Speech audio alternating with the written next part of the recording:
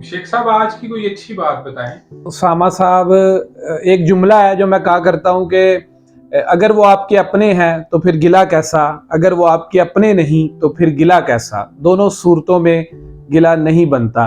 तो आपके कोई अजीज़ो कारब, कोई रिश्तेदार, कोई बहन भाई, कोई तल्लक वाले, कोई दोस्त यार, कोई मोहल्लेदार, अगर वो किसी बात पे आपको कोई गिला शिकवा करते हैं, तो अगर तो वो आपके अपने हैं तो फिर अपनों से तो गिला नहीं होता।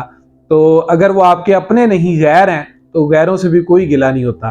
तो इसलिए ज़िंदगी के अंदर कोशिश करें कि गिले शिकवे से परहेज़ करें और अपने दिल की खिड़कियाँ खोल के रखें। मतलब वो अपने दिल को बड़ा वुसअत वाला रखें। कोई बात अगर हो भी जाए तो बर्दाश्त करें, क्योंकि अल्लाह कुरान में भी कह रहा है कि सब्र और नमाज से काम लें। और सब्र और बर्दाश्त ये आपको यूनिवर्सिटियों में शायद ना पढ़ाया जाए, मगर ये अंदर ही अंदर आपको बहुत आगे ले जाएगा। तो लिहाजा सिंपल लफ्ज़ ये है कि अपनी ज़िंदगी के अंदर अपने हैं या गैर हैं, गिला शिकवा ख़त्म कर दें। बहुत शुक्रिया। अल्लाह हाफ़िज़।